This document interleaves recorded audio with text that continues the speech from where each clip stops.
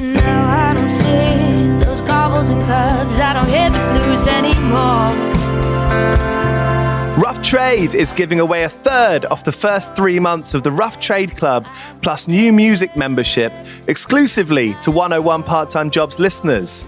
Become a member of Rough Trade Club New Music and you'll receive the Rough Trade Album of the Month straight to your door every month on exclusive vinyl pressing with exclusive bonus material. Club members have received exclusive pressings of albums from Sufjan Stevens, Sprints, The Last Dinner Party, Julie Byrne and Over Mono, just to name a few, this past year alone. Sign up using the promo code CLUB101POD and you'll get the Rough Trade Album of the Month, English Teacher's excellent debut album, This Could Be Texas, on exclusive Galaxy Gold for a third of the usual price. Here's English Teacher on a recent episode of 101. How many opportunities do you get to write a debut album and have all of this, sport behind us? I don't know, I really like the idea of holding the bar as being like classic songs. You only get one shot at a debut. Don't want the album of the month but still want all the benefits? Sign up to the standard tier using Club 101 Pod and you'll still get the first month free. You'll also get free shipping on all orders, 10% off the bar and on secondhand vinyl in store, and exclusive access to sold out Rough Trade events. So don't hang around. Go to roughtrade.com/club and sign up with the code CLUB101POD. That's CLUB101POD and claim money off the album of the month, English Teachers This Could Be Texas, today. This offer's available to UK residents only.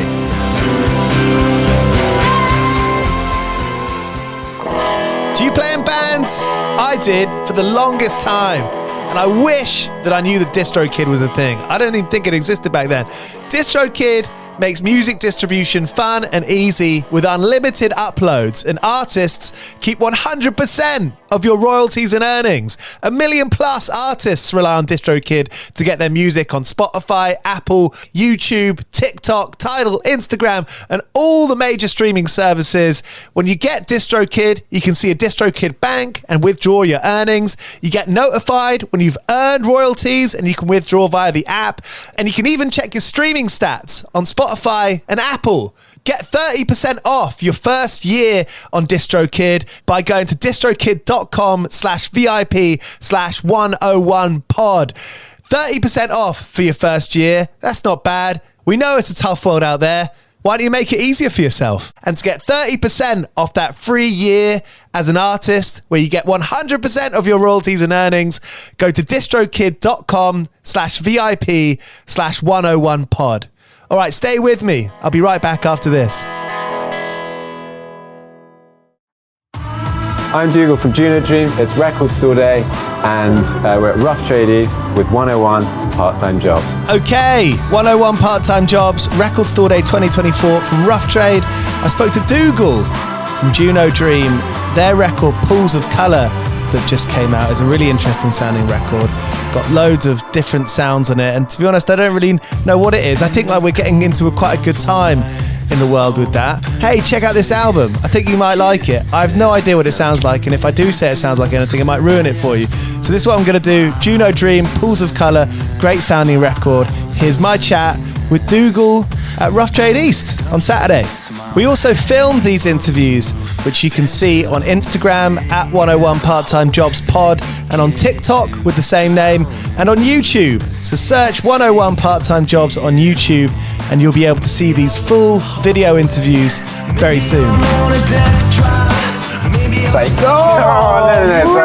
just met. Lovely. How can you do that? Lovely to meet you. Lovely to meet you. We only just met right now. Junodream. Hi.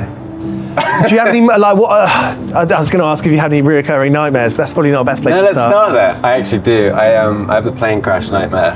Damn, how vivid? Like saying there's always like a baby that starts crying, and then I'm having my sort of cup of water. You get this little peel cups of water, and it's all fine, and then suddenly, then you start free falling. How often do you have it? Well, actually, they kind of stopped now recently, but it used to happen sort of once every couple of months, I'd say. Let's hope they come back. I hope so, yeah, because that was just before we kind of did the first album, so, and it turned out okay. So I'm kind of hoping for some nightmares, yeah. And it is, the likelihood of you going down in a plane crash is very rare. Yeah, but I don't know. It's just one of those things though, when you're on a plane and you realise no idea how it works. It's like X tons in the sky, hurtling at 300 miles an hour. Yeah. It's not a vibe. I don't think it's too far of a segue to be like, is that kind of like what being in a band and being an artist is like? Well, I never got a therapist because I couldn't afford one, but if I was, when I was looking into it, apparently it's when you get them if you feel like your life's out of control. And I think if you're in a band, your life's out of control. Not in like the cool sort of, we're out of control. Not like that guy from the OC way. I've never seen it. What was his name? Who's the guy from the OC? Brad. Chet. It was one of them. Yeah, the OC is great. Dirk. But it's like being out of control. It doesn't, actually it very rarely Is that feels. one mine? Yes, I better not lose that. Sorry. I mean, it is a real point. Yeah. Just from the outside, being out of control looks kind of, zany, fun, wasted, going down the pub every day. Wow. Do you know what? Maybe if we did that, it would be fun. But I think it's more just like you're trying to do this thing, which might not even exist anymore. You know, I mean, because we grew up with watching like documentaries about bands like Radiohead or like Coldplay or all of these people kind of doing this amazing thing where they'd break out, they'd sign to a record label, they'd sell like 5 million copies, and then you're kind of in it and you're just sort of printing cash, I guess, it gets to do all the fun things. It's physical albums that you're selling. Yeah. Whereas I think, because we grew up with that, we definitely want to be an album band, but it's just a completely different landscape now. Mm-hmm. But there's lots of benefits as well. How do you reconcile that? I mean, in lieu of that, without that, what do you do? Well, I think we're still working it out, but I don't know. I think there's lots of good things. I always try and think if Paul McCartney had social media in the 60s, he'd probably just use it the whole time. It's like I think people often equate like their favorite artists and say, well, they didn't have to do that, so they wouldn't do this and blah, blah, blah, blah, blah. But I actually think like a lot of the people that we hear about, I don't know, I think they're there because they really want to be there. There's a lot of great musicians, but if you want to be playing big stages, I think a lot of those people actually think very carefully about how they do it. Yeah, and I think there's a lot I think you can tell when an artist is thoughtful. Yeah. I think you can smell that. I think you get like an intuition. Can I ask a question? Because Yeah. this is your interview. Who's a thoughtful artist to you? Put you on the spot there. No, I mean Divorce, who are playing next door. Oh, I'm very excited to see them. They're a thoughtful band Great. because there's textures, there's layers, and I can't articulate that very well right now. I'm not being very eloquent, but No, it's just by fine. being, there's just something deeper. Yeah, when you get those. There's sort of- imagery. There's albums where there's just layers and layers. Like a lot of people say in Rainbows is just like the ultimate album for that. I've heard so many people on like interviews just say that's their go-to record because every time they listen to it again, just something different happens, which is quite amazing. I think that's a mark, isn't it? When you listen to it and you hear something else. I mean, The National, on a bigger scale, are one of those bands. I'm gonna be honest. Yeah. I don't really That's get fine. them. That's fine. I don't dislike them. Yeah. But that's what's nice about music. Yeah, Is I that guess so. you can debate all night long for every day of your life. Which we will. About The National. Do you have like a group of friends where you're chatting about music all the time and sharing the records you bought and new discoveries, old memories? Basically just my band, Yeah. my only friends. But yeah, I think do you know what, weirdly, we've never been like, I don't have that many vinyl heads. All my vinyl head friends are into electronic music. So I went to Bristol Uni and a lot of my friends and like housemates and stuff, the obsession was like, the big sort of street cred was like, can you put on a night? Can you get your friends there? And can you get a DJ along? My friend actually got Peggy Goo like 7 years ago or something before she was just about to take off. I think we even like hung out with her or something, and like I just did not get electronic music. I was like, this is rubbish, you're not going anywhere, blah, blah, blah, blah. I didn't say that, obviously. But I don't know, yeah, like that's why I kind of like electronic music though, because that seems like it's quite a rare sort of area where that's still going on. The records are still a big such way. Yeah. And they just go so far to find tracks that no one's ever heard and rediscovering tracks. I don't know, maybe I haven't really discovered that in the indie scene as much yet. I don't think there's the same kind of like sharing track culture as you get in electronic music. Like people go to events and like try and find like you see on sort of, when you get a DJ posting a boiler room, someone's like track ID, you've got all these fans just obsessed with the rarity of things. Well, I think it's different, but I think for indie music, I mean, I don't know, I'm not a huge vinyl collector myself, but it's very much merchandise. It's like the way to show your you're a fan of someone, which maybe you don't really have in electronic music. I think it's a generational thing. Yeah. Getting records from your parents or from family. Yeah. And you're like, wow, you know, they were listening to this 30 years ago before I was born in some cases. Yeah. And it's like, oh, this is a very special thing. And back in the day, that was how they listened to music. Yeah, 100%. And the other thing is like, you know, if you consider like the sort of average journey to hearing a song, it's like on a playlist which you've got on in the car while you're talking to a friend, or maybe you're on the way to work, and it's like so impersonal. There's no choice there, you're just fed something. And so to be able to actively choose a vinyl and hold it, I don't know, even if you don't play it, it's just like, I'm a fan. What was your first record? Parachutes, Goldplay. Good band. But you know what, they're just great. They are good. I was actually this morning, because we're getting into album 2 territory, and every time we do this, there's so much doubt going on the whole time, so I'm just like... Doubt as songwriters? Yeah, just about the whole thing. Like every morning I'm just like, what the hell are we doing, blah, blah, blah. But actually, if you kind of do the homework in a way, you just literally need to read a book or watch a film. So I'm trying to get into like rewatching all of these documentaries. Great one, 2002, 2003, Tour Diary, Rush of Blood to the Head, Coldplay, black and white.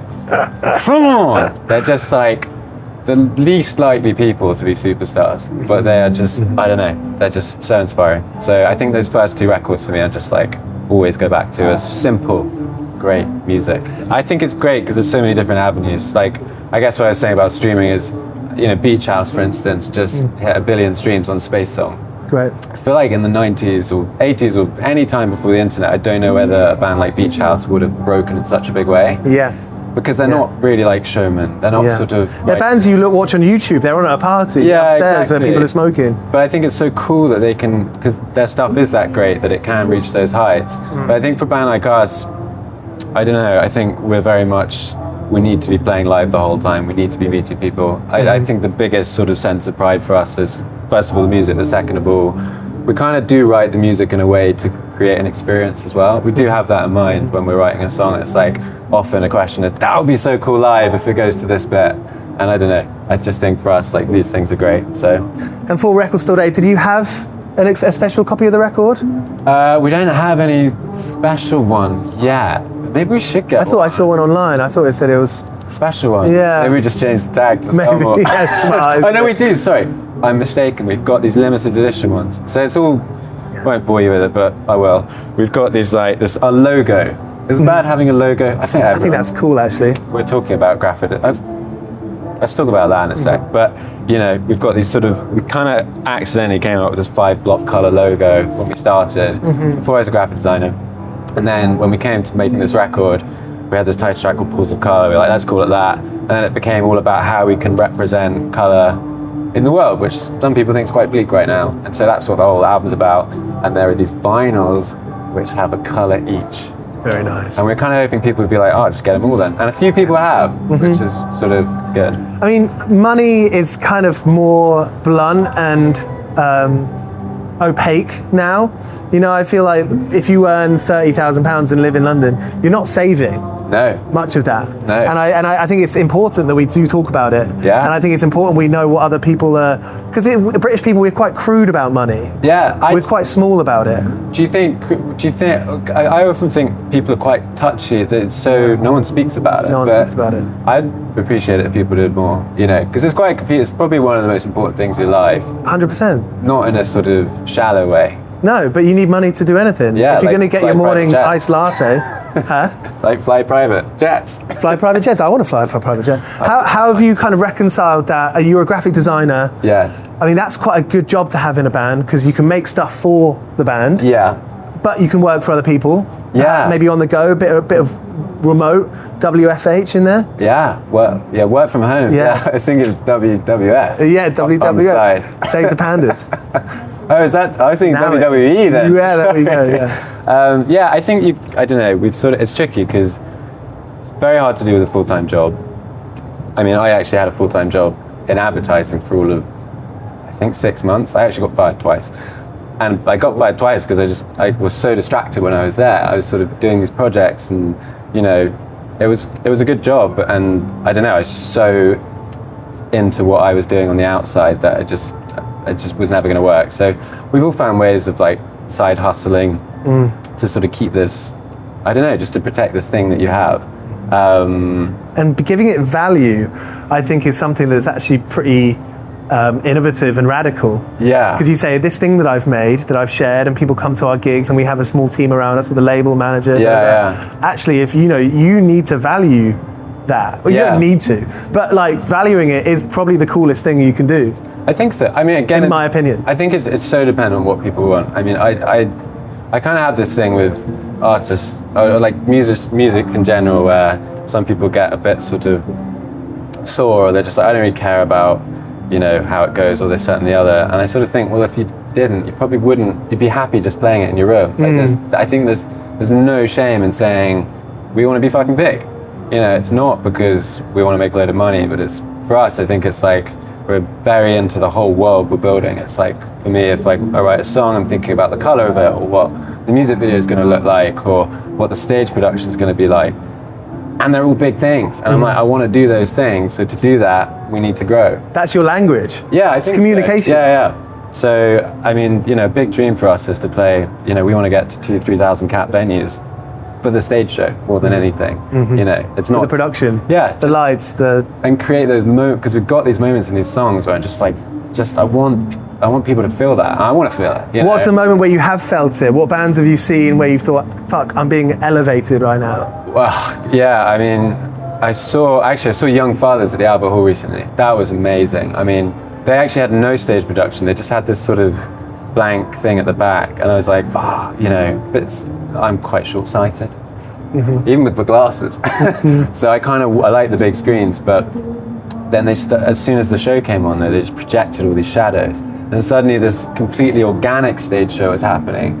I was completely blown away by it. I think they're doing something so unique. And the fact that they've got as big as they have just by, believing in themselves and their art, I think that's a great example of a band that just really protect what they do. We're like the sort of not the story that we thought we'd be at this point. Like you see like Coldplay headlining Glastonbury on 26, second record, it's perfect, blah, blah, blah. Like we've always like been brainwashed by these narratives, but we've never really been that we've never really had that perfect catalyst moment at the start. It's just been this steady we still love this thing and it's getting better. So let's just keep pushing on. It's like so unglamorous and sort of Hollywood. There's no we're here and we're ready and everyone loves it. It's just no, we're just getting better at this thing and the vision's getting bigger. And it's okay, it's good for bands to work part-time jobs and play music. It's essential. But I just think that, again, there's no shame in that as well. I've never really had an open conversation with musicians about what everyone does. It's almost like sometimes I feel guilty being like, I kind of work half my time as a graphic designer. Because in a way it's like, well, you're not taking it seriously, But actually, I don't know. I think it's also... We can do lots of things. We can do lots of things. And also, I just think if you can hustle and, if you really care about something, you will find ways to make it work. And there's no shame in, trying lots of different things out. And I don't know. I just feel like we've literally had our first album in January. We've been preparing for that moment for 12 years, as I said. Great record. Thank you. Very invitational. Do you think? Yeah, it's like a pillow. Oh, it sounds like a pillow really? I'm lying on a Saturday watching the football. That's so nice. With a cup of tea. No one's ever described it like that. That's maybe we should make soft album covers so people can lie on them. That's a pretty good idea. See, I'm always marketing, so it's just about the money. 101 part-time jobs. You got fired a couple of times. Yes. Tell us about that. So what was it like being fired for basically being told you care more about your band than this job? I think it was sort of, it's like, I left uni again and was sort of, had this thing where I was like, well, I even started uni, I was like, well, I'm not going to be here very long because I'm going to be a rock star. And then never happened. And then after uni, all my friends started getting jobs and I was like, I don't need one of those because I'm going to be a rock star. And then that didn't happen. And then, so I was like, fuck, I should probably get a job. Advertising, creative, sure. Got on this grad scheme, didn't really know what I was doing. I had this very cool, awesome boss. Was it like What Women Want? Oh, I don't know what that is. Good film about marketing. I'm pretty sure it's a documentary about advertising. Oh, cool. Anyway. Okay. Well, it wasn't like Mad Men, let me tell you. Okay. I was in this very dry bit, but my boss was very cool, Sophie, and she always believed in me. And anyway, after 3 months, not much was happening in the bit I was in. And so I just didn't do anything for 3 months. And it was not for lack of trying as well. I kept actively asking, and it was my first job. Yeah. Anyway, no one really had the answer, and I certainly didn't. And then after 3 months, my boss was very sorry, hasn't really gone the way we hoped. Gonna have to let you go. And I was like, fine, no problem. on my way out, project comes in, she's like, you gotta stay. And I was like, great, okay, project lasts for a week, and then I kind of like disappear into it's a big company, I just like disappear into it. Like Stay on the payroll, Bootstrap Bill, hopefully. you know, and Pirates of the Caribbean. I was like in the walls. Anyway, and then COVID happened, and we were all kind of watching the TV, and I was like, this is it, round 2. And then I got fired again. And what's the story been since then? Is it finding clients, finding other cool projects? Because I imagine you want to be involved in projects where they like your style and you like their style. Yeah, I think, well, personally, I kind of came to graphic design as like in a bit of a crisis mode in COVID, where I was like, okay, I want to keep doing music. I kind of wanted to work in a music studio, but I'm just so not technically able when it comes to engineering. Like, someone will try and explain what a compressor does, and I'm still like, honestly, I still don't get it. Yeah. But, you know, anyway, Tom, our bandmate, does, so we kind of produce our records together, and he's brilliant at all of that side of things. Yeah. And I'm a bit more floofy, whatever I do. Well, all the members in bands need a job. They need like a Wayne Kramer person. said. Yeah, exactly, everyone, but yeah. Anyway, so after I came into graphic design because I felt like there was something missing, started this thing, and I was like, oh yeah, cool, this is, because I have like, you know the thing where you see colors when you, like, yes. it can What's the word for it? I keep getting it wrong. Yeah. Synesthesia. Synesthesia. Synesthesia. Anyway, yeah, I had that. I kind of hate saying that because I always think it's like, well, I've got this thing, which is like, you know, I don't mean it like that, but like lots of people. They're quite vivid. Yeah. Or is it more of a sense? No, it's like very vivid. It's just like, see it yellow. And it's sort of, you know, I don't know. I never really thought about it, but then I started graphic designing. I was like, there's so many parallels to making music to designing a project. And then suddenly my life kind of made a bit more sense. And I was like, okay, cool. Like when I'm uninspired with music, I'm just going to design something. It could be like something corporate, or it could be for another artist, or it could be for our own thing, you know, just design a Junodream artwork, which I want to make a song for. And then you kind of make a song for that. And it's sort of, I don't know, it's kind of work a nice together. Yeah, it's good fun. Thanks so much for being up for this. Well, one final question. Yes. This is the serious question now. If you worked at a record store, Yes. what kind of character would you affect upon to yourself? Oh, what if I was Would you behind be the till? would you be like a Jack Black in High Fidelity? I think I'd be some sort of shitty, like, morose, bitter guy that wanted to be on the stage. Like putting my own records in the things, you know. I think that's what I'd be. Appreciate the honesty. But yeah, anyway, thanks so much for this. And you know, shout out to my fellow bandmates that couldn't be here. But they're all talented and great, and we're working on a second record, and it's sounding fucking flipping huge. So there was Dougal from Junodream. They were scheduled to play at Rough Trade East on Record Store Day, but unfortunately the band couldn't make it. Big love to them, and I'm sure we'll all be seeing them very soon. And excited about the second record we just alluded to. Cheers for listening to 101 Part-Time Jobs. We've got one episode left from Record Store Day coming up, and it's with Miles Kane, the self-professed king of rock and roll. So stick around for that, and make sure you subscribe to the show for our twice weekly, most times more, episodes with interesting, exciting artists that might be headlining a stage at Glastonbury, and they might be playing to 10 people down the Bird's Nest, but are both equally fantastic. Stick around.